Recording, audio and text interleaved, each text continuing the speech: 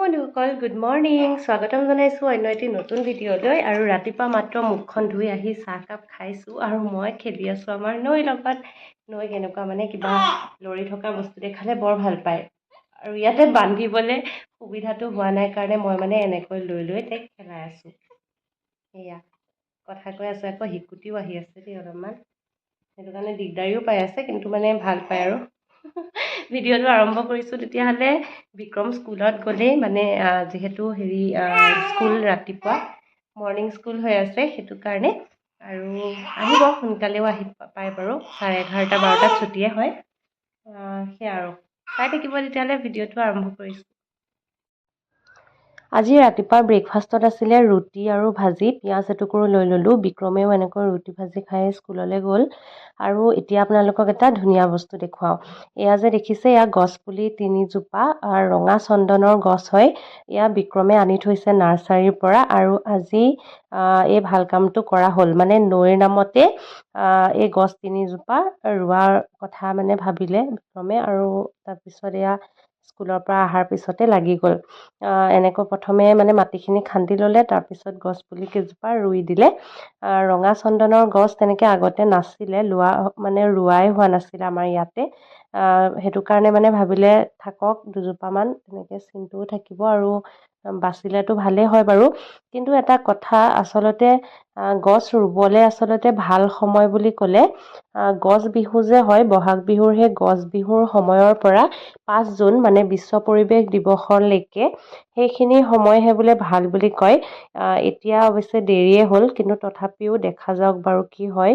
চেষ্টা কৰিলে হয়তো ভালো হ'ব পাৰে। আৰু এজোপা টেঙা মৰা গছ এজোপা আছিলে, মানে পৰি গৈছে তেনেকৈ এই ছাইডত মানে য'ত শিপা থাকে তাতে মাটিখিনি অলপ কমকৈ আছিলে, আৰু সেইটো কাৰণে এনেকৈ বাগৰি পৰিছে। সেইজোপাও কিবা এটা ব্যৱস্থা কৰিব লাগিব।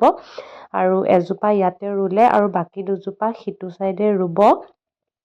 মায়ে মানে চাকি দি আছিলে, আৰু চাকি দি থাকোঁতে এনেকৈ মানে আগফালে ধূপ ঘূৰাবলৈ আহে যে, তেতিয়া মানে কথাও পাতি আছিলে আমাক গছ ৰোৱা দেখি। আমাক মানে, মই আৰু এনেই ভিডিঅ' কৰি আছোঁ, বিক্ৰমে ৰুইছে। আৰু এইজোপা কি গছ ধৰিব পাৰিছেনে? এইজোপা হৈছে সাঁচি গছ। সাঁচি গছো দুজোপা আছে বাৰু, আৰু ইফালেও এজোপা আছে, আৰু এইকণতেও এজোপা পুলি ৰুলে ৰঙা চন্দনৰ। সাঁচি গছক লৈ যে চিনেমা এখন ৰিচেণ্টলি আমাৰ অসমীয়া চিনেমা বহুত হিট হৈছে, আপোনালোকে চাগে গম পায়েই, বিদুৰ ভাই নহয় জানো? তেনেকৈ ৰঙা চন্দন গছক লৈ কিনেও কিন্তু এখন চাউথৰ মুভি খুব হিট হৈছিলে। নামটো জানে যদি কমেণ্ট কৰিবচোন। তাৰে এটা মানে ডাইলগ কৈ দিছোঁ দেই, আপোন ঝুকেগা নেহি চালা। সেইটো কিহৰ ডাইলগ হয়, যোনে যোনে জানে কমেণ্ট কৰিব। বাকী এজোপা গছ ইয়াতে ৰোৱা হৈ গ'ল, আৰু আমাৰ ইয়াতে এল'ভেৰা গছো আছে ভালেখিনি।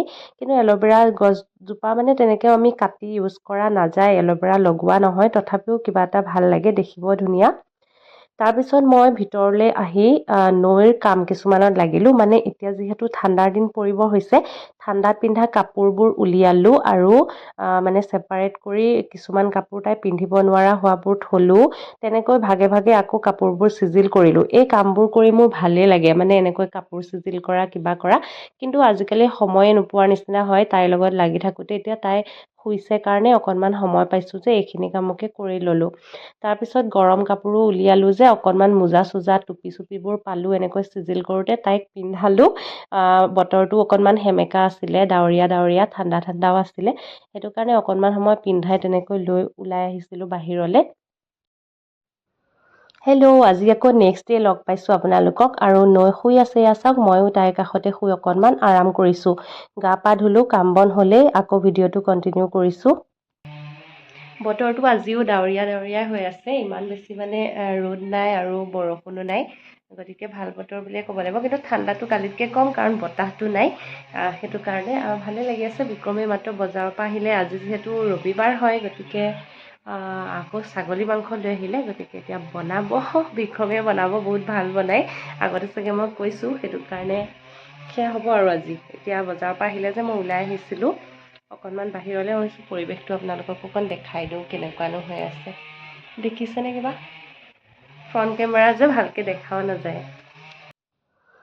এই যে ডাইপাৰৰ পেকেটটো আপোনালোকক দেখাইছিলোঁ, এইটো খুলিলোঁ হয়, কিন্তু ইয়াত মানে এইটোৰ এটা সমস্যা আছে দেই। ইমান ডাঙৰ পেকেট কিনিলে যে থ'বলৈ অসুবিধা হয়, থ'বলৈও ঢেৰ জেগা লাগে, আৰু আগৰ যিটো বাকচত ডাইপাৰবিলাক থৈছিলোঁ তাতো এইটো নোসোমায়, আৰু যদি ভালকৈ নথওঁ নহয় তাতে কিবা সোমাই যোৱাৰ চান্স থাকে মানে। সেইটো কাৰণে মানে পৰুৱা চৰুৱা সোমাই থাকিলেও ভয় লাগে ন। এয়া আমাৰ আগফালৰ গছ কেইজোপা দেই, মানে বাহিৰলৈ ওলাই যে এইকেইজোপা দেখিলে কিবা এটা মনটো ভাল লাগি যায়। আমাৰ আগফালে ফুল তেনেকৈ ৰোৱা হোৱা নাই, ৰোৱাৰ কথা ভাবিহে আছোঁ, ৰুব লাগিব। কিন্তু এই গছবোৰ যে আছে এইবিলাকৰ পৰাই মানে কিবা এটা ভাল ভাল লাগে, মানে দেখি মনটো ভাল লাগি যায় আৰু। আজি ৰ'দটো পাতল যে দুপৰীয়া সময়তো এনেকৈ বাহিৰত ওলাব পৰা গৈছে, আৰু দুপৰীয়া সময়ত মই এনেকৈ কিবা নহয় কিবা এটা খোৱাই যায়, কেতিয়াবা গাখীৰ আৰু কিবা খাওঁ।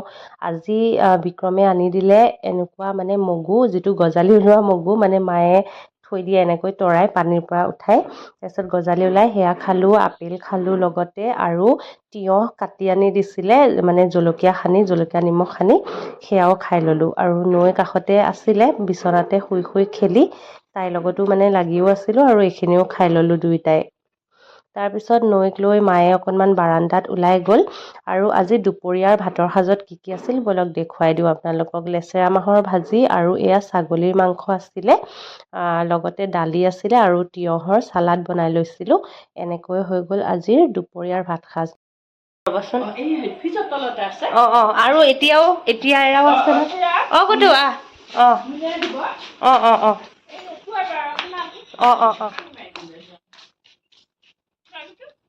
আহ, গুডু পিছফালে আহ।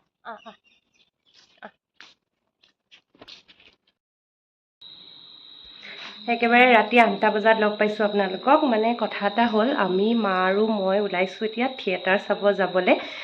প্লেনিংটো মানে দুপৰীয়াৰ পৰা হ'ল আচলতে। মানে ইয়াতে ৰাজতিলক থিয়েটাৰ আহিছে, একেবাৰে ওচৰতে, মানে নামঘৰৰ কাষতে। গতিকে তালৈ গৈ আহোঁ। আৰু মানে যোৱাৰ মন নাছিলে, আজি সঁচাকৈ কৈছোঁ, একেবাৰে মন নাছিলে। কিন্তু মানে মোৰ বিক্ৰমেও জোৰ কৰি ক'লে, নৈৰ লগত বোলে থাকিব বিক্ৰম এইখিনি সময়, 3 ঘণ্টামান হ'ব খুব বেছি। আৰু মায়েও ক'লে, লগ ধৰি আছিলে, সেইটো কাৰণে ভাবিলোঁ ওচৰতে যিহেতু গৈ আহোঁগৈ। গমেই পাই চাগে, ৰাজতিলক থিয়েটাৰত এইবাৰ আছে শ্যামন্তিকা শৰ্মা আৰু ৰাগনিতম। গতিকে চাই আহোঁ। আজিৰ নাটকখন কি আছে সেইটোলৈকেও মই এতিয়ালৈকে নাজানো। টিকেট ৰাখিবলৈ কৈছে, তাত গৈ আমি ল'ম, তাৰপিছত চামগৈ। তেনেকুৱা আৰু হঠাতে ডিচিশ্যন লোৱাৰ নিচিনা হ'ল। মানে এনেইতো ভালেই পাওঁ নাটক, থিয়েটাৰ, চিনেমা চাবলৈ, কিন্তু এইবাৰ মানে আজি কিয় জানো মানে মন একেবাৰে যোৱা নাছিলে। মই নাযাওঁ কৈ আছিলোঁ, তাৰপিছত আকৌ সেয়া আৰু মাহঁতেও জোৰ কৰিলে, আৰু বিক্ৰমে নিজে পঠাইছে। চাওক না, মানে মোৰ বেয়া লাগি আছে এতিয়া মনটো, মানে অকলে তেনেকৈ নৈক বিক্ৰমৰ লগত এৰি যাবলৈ। মানে আগতে এৰিছোঁ, নেৰা নহয়, কিন্তু আকৌ বিক্ৰমকো আজি এৰি যাব লাগিব, সেইটোৱে আৰু। মনটো ইমান এটা ভাল লগা নাই, তথাপিও ওলাইছোঁ আৰু। কাষৰে আৰু এজনী ভণ্টি যাব, মই, তাৰপিছত মা, আমি একেলগে, আৰু বহুত যাব বাৰু, এইটো আমাৰ কলনীৰ পৰাই বহুত মানুহ যাব ওচৰৰে। ওলাইছোঁ আৰু এনেকৈ, মাও ওলাইছে। গৈ আহোঁ তেতিয়াহ'লে। এয়া আহি পাই গ'লোঁ থিয়েটাৰ থলী, আৰু বাহিৰৰ পৰা এয়া দেখাইছোঁ চাওক, ৰাজতিলক থিয়েটাৰৰ বেনাৰখন আছিলে। আমি বহুত সোনকালেই গৈ পালোঁ, মানুহ আহি পোৱাই নাছিলে। মানে ফোন কৰি তাৰ পৰা ওচৰৰে বা এজনীয়ে মাতিলে যে আৰম্ভ হ'ব বুলি, সেইটো কাৰণেহে যোৱা হ'ল সোনকালে। কিন্তু আৰম্ভ হওঁতে যেনিবা দেৰিয়ে হ'ল। আৰু নাটকখনৰ নাম গম পোৱা নাছিলোঁ যদিও, পিছত যেতিয়া আৰম্ভ হ'ল তেতিয়া গম পালোঁ। নাটকৰ নাম আছিলে ৰাজপথৰ ৰাজকুমাৰী।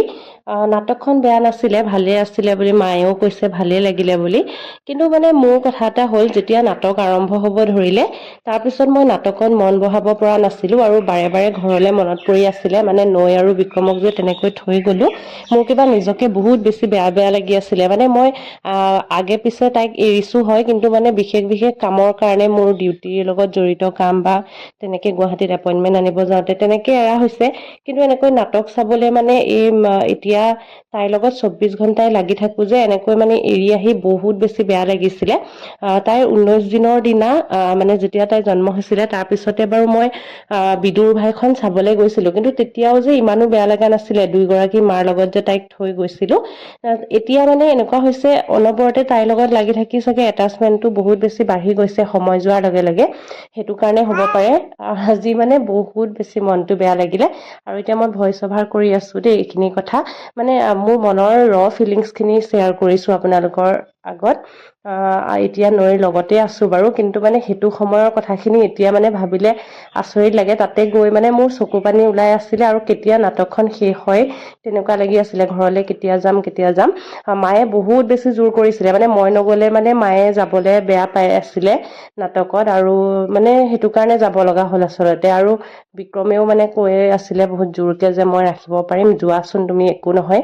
সেইটো কাৰণে গৈছিলোঁ। আজিৰ ভিডিঅ'টো সামৰিছোঁ।